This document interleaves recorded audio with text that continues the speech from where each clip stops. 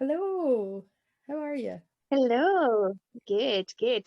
So today, in Butter Chats, we are chatting about keywords. So we're going to look a little bit at what they are, why they're important, and what difference they make to your business. So let's start with the basics. What is a keyword? Well, a keyword or a focus keyword, it's sometimes referred to, is it's a bit of a misnomer because a keyword does not have to be a word. It could be multiple words. And it's really probably what you would think of as a search term or a phrase or words that you would search for on the internet. So let's say you've got a vegan sausage shop and you want to sell your vegan sausages. But so if you put on the internet just sausages as your keyword, then people are not going to find you very easily. If you put vegan sausages, well, maybe one or two might, but you're still going to be way, way, way down in the search engine sort of ranking. But if you put something a little bit more specific, if your keyword's not just sausages or vegan sausage, what if it's vegan sausage Glasgow? Then you might actually come up within the first few pages, depending on how many other people sell vegan sausages in Glasgow. And if you even go more specific than that, you could say your shop is a 24-hour vegan sausage selling shop, which I will try not to say fast. Then, if your keyword or key phrase then becomes 24-hour vegan sausage Glasgow, then, you're going to get a You're lot probably more. going to be the only one. I feel like there's Yeah. only one of those. There is probably only one. So then people are going to really find you easily. So deciding what your search term or keyword is really, really important. So yeah, Absolutely. I think that's true. I think another one is another point, I guess, towards it is, so if you look at our business, we're web developers, and but nobody's going to go online and search for a web developer because nobody really knows what that means. But so if you're looking to get a website, you might search web designer, even though that's not necessarily what you're looking for. But because we know that's what people will search for, we'll use those words within our website so it's like, so your website and your customer are speaking the same language, right? That's that's it exactly. I think that's really, really important. So finding the right keywords that your customers will understand is really, really important.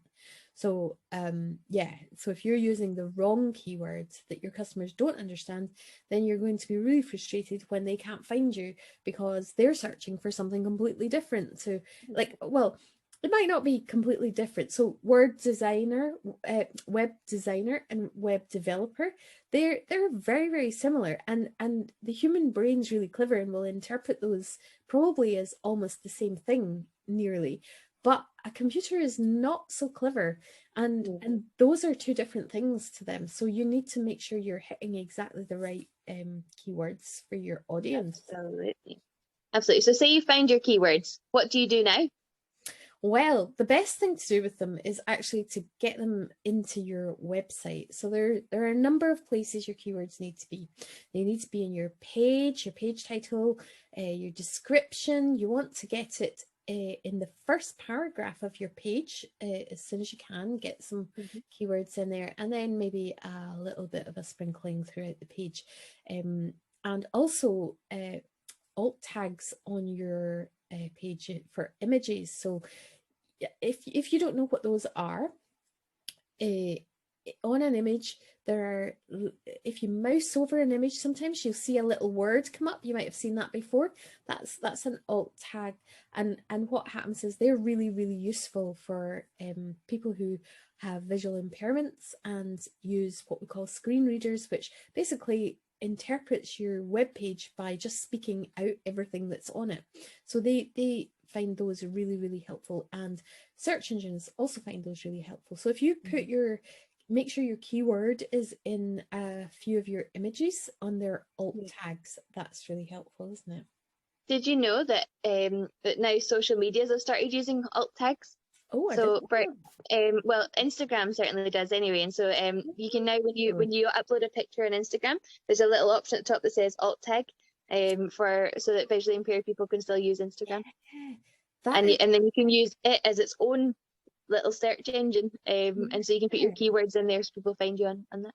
That is clever. And there are things that alt tags are probably, well, maybe we should have a chat on alt tags one day, but yeah, there are definitely things that people forget about, and they forget to put their keyword in there.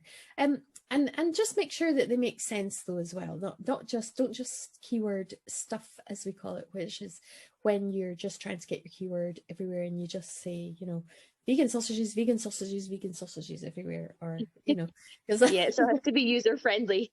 yes, we user friendly.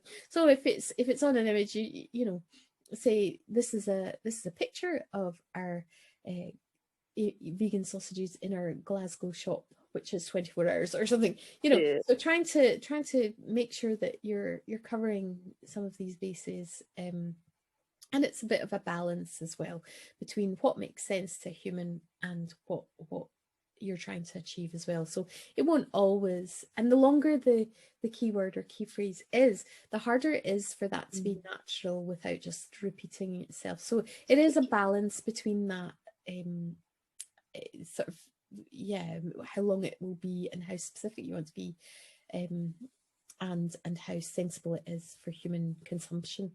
So Yeah, absolutely. So can I use more than one keyword?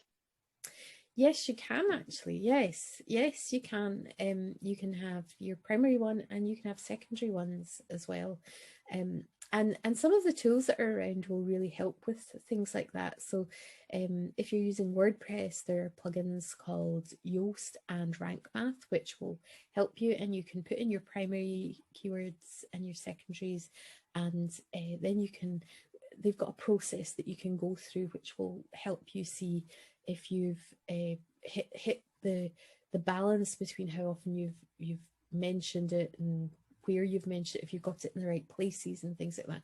So they can be very useful for that kind of thing. But the hardest part about keywords really is just getting the keyword itself right. And yeah, then maybe thinking about secondary ones. But I would start with your primary one first and really get that suite before you start adding in secondary ones, because otherwise you'll be a little bit, because then you'll be changing it for one way, then changing it for another, and then, you know, getting a bit confused.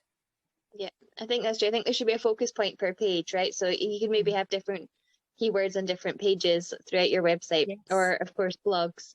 that's You can use your keywords within your blogs to that focus in on everyone's search terms. yeah, absolutely. And that's where blogging really comes into its own, doesn't it? Because you can use these different on your website itself. So a standard website, if you've got a front page, a services page, an about us, or and a contact page, you know, your keywords, you're not going to be going crazy with, you know, if somebody's, you might have your contact page have, you know, contact vegan sausage shop Glasgow or whatever. I don't know. You might have I that. think we're starting a new business here. Yeah, I think we are. I think we are. And you know, that's about it. But you can, with the blogs, you can really research what people are searching for. There are places that you can go and look at these things. There's a website called askthepublic.com, which is really useful for looking at what people are searching for. And the other one, there's another one called, oh, I've forgotten now actually. I should look that up. But it's called Explosive Topics, I think it's called.